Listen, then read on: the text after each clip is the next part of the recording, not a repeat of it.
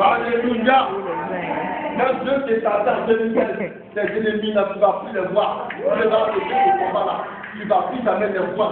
Amen. Hein? Amen. Tu n'as plus de combat. Amen. Alors, il y a des phénomènes importants. Voilà, des phénomènes importants qui nous permettent de comprendre que quand nous rentrons dans le cycle 16, il y a l'attraction qui doit s'accomplir sur notre vie. Alléluia. Amen. Parce que aussi longtemps qu'il n'y a pas le phénomène d'attraction, tu ne peux pas te bénir. Amen. Il faut qu'il y ait un phénomène d'attraction. Parce que quand Osée était né, seulement Seigneur disait que ça va. Parce que tu es le fils du roi. Mais il ne savait pas que c'était que dans la scène. Il ne savait pas cela. Mais quand le chiffre est arrivé dans sa vie, il est rentré dans sa destinée. Amen. Alors l'une des lois spécifiques qui attire la bénédiction, c'est ce que Dieu a dit. Il dit vous allez rentrer dans un pays où coule le lait et le où coule le lait et le Alléluia. Qui produit le lait? Mais quel est l'animal qui produit le lait? C'est la vache. Amen. Donc quand Dieu veut t'établir pour que tu puisses être béni, pour que tu puisses rentrer dans un pays où coule le lait, il faut que Dieu puisse mettre au devant de toi des vaches pour produire des lait. Alléluia. Amen. Tu es devenu une personne qui élève les moutons. Non. Mais Dieu va créer les circonstances pour que la vache puisse produire de lait. Mais qu'est-ce qui produit de miel? C'est l'abeille. Merci. Mais les abeilles aussi, où va-t-il? Dans ta bénédiction. Il va arriver des fois où tu vas sentir quelques douleurs. Mais cela ne veut pas dire que tu ne vas pas avoir le miel. Quand nous constatons qu'il y a un combat de force, pendant le combat de force, lui-même qui est titulaire du mat, il peut recevoir des coups. Mais ça n'est pas dit qu'il a perdu. Ce n'est pas parce que tu as reçu un coup de poing sur le visage que tu as perdu le combat. Alléluia. Amen. Donc dans le combat, tu peux recevoir un coup. Mais toi, ton coup que tu vas donner, le seul coup que tu vas donner, le petit que tu vas donner, il va tomber KO avec toi. Il a pris la petite de paix. Il a pris la pierre. Il a tourné la pierre. Il a tourné la pierre. Lorsqu'il a lancé la pierre, la seule pierre a fait tomber automatiquement Goliath. Il dit ses ennemis vont tomber. Amen. Alléluia. Alors, pour la petite histoire, sachez qu'il y a un grand scientifique du nom de Linde en 1558 qui a étudié ces phénomènes de l'abeille. L'abeille qui est définie à la fin comme Apis. Apis, c'est le nom de l'abeille. Mais lui, il avait donné un autre nom. C'est dit Apis n'est pas méphilicale. C'est-à-dire l'abeille qui transporte le miel. Parce qu'il s'est dit que l'abeille transportait le miel.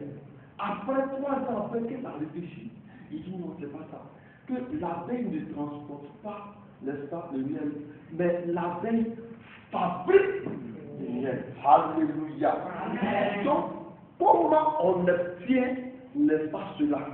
L'abeille est attirée par ce qu'on appelle le nectar, qui est une substance qu'on trouve sur les fleurs.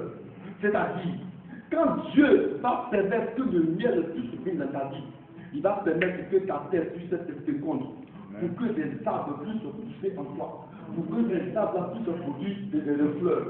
Et que ces fleurs-là, il y a une substance de saccharose, une espèce de fructose sur les pétales de ces fleurs. C'est ça qui attire les abeilles. Les abeilles vont venir.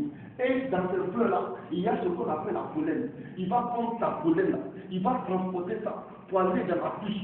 Et quand il va déposer là-bas, il va rouler ça, mélanger ici de l'eau. Il va permettre que l'eau puisse diminuer à une certaine température. Ça va produire ce qu'on appelle le miel. Mais une seule abeille ne peut pas faire cela. C'est plusieurs abeilles. C'est plusieurs abeilles qui fabriquent le miel. Je dis, quand tu rentres dans ta destinée, Dieu va tirer sur ta vie. Plusieurs abeilles. Il va tirer sur ta vie. Plusieurs grandes bénédictions. Il va tirer sur ta vie. Plusieurs sortes d'options. qui va produire le miel de ta vie. Qui va produire le miel de ta vie.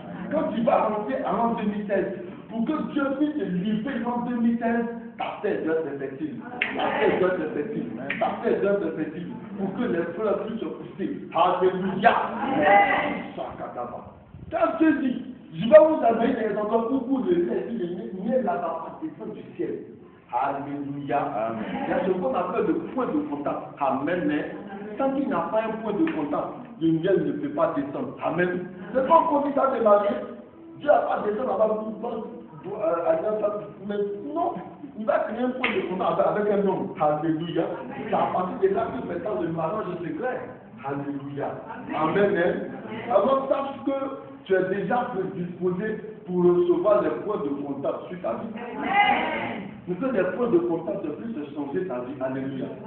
Dans le combat spirituel, toujours avec la révélation des différents chiffres que nous portons, il faut savoir qu'il y a des chiffres qui influencent, ou même qui ont une influence dans notre vie. Nous avons vu, en vérité, le chiffre même là, il est neutre, il peut s'agir positivement comme négativement. N'est-ce pas? Mais je veux juste faire la référence avec l'événement du vendredi 13. Alors sachez que dans l'année 2015, là, vendredi 13, là, c'est répété 3 fois. Amen. Donc ce n'est pas un seul vendredi 13 qui est eu. Mais 13 novembre, on a constaté qu'il y a eu plusieurs choses qui sont passées. Tout simplement parce que ça allait vers la fin de l'année. Alléluia. Sinon en 2015, là, n'est-ce pas, il y a eu exactement, n'est-ce pas, le vendredi 13 février.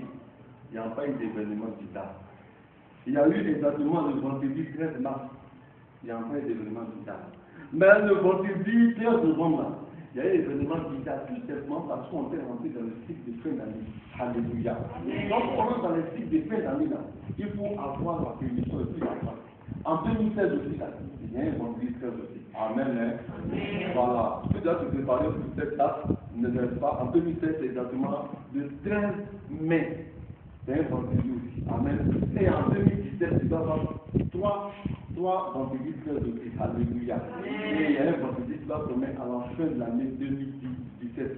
Et là, il suffit que tu as fait parler de ce moment-là. Tu vas dans une dimension tellement extraordinaire.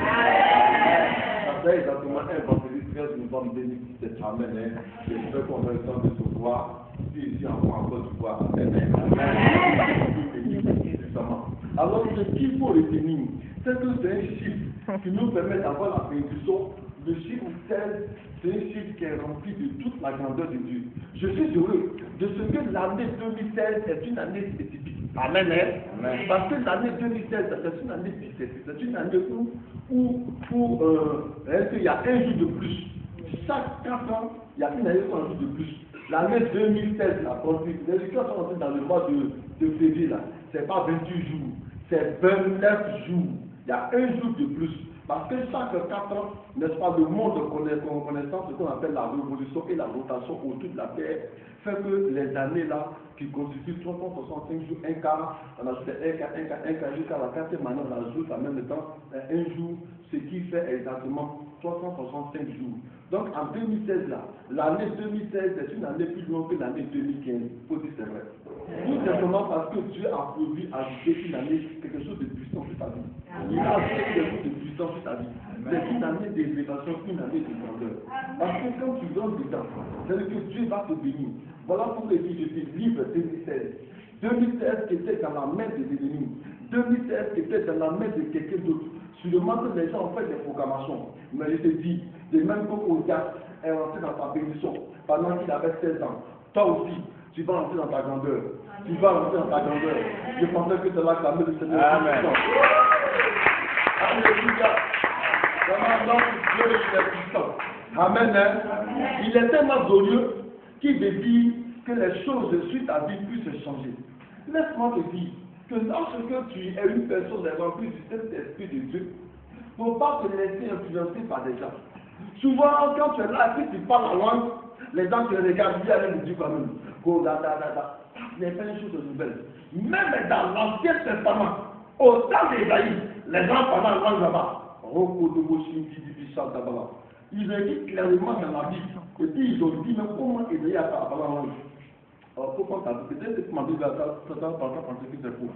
Ésaïe, chapitre 28e, Tu vas me lire à partir du verset 6. C'est-à-dire, laisse-moi te dire que dans le combat spirituel, tout à l'heure on va prier. Il faut que tu puisses être demandé. Quels sont ceux qui parlent en langue ici? Tout le monde. Hey, my God! What's up now? What?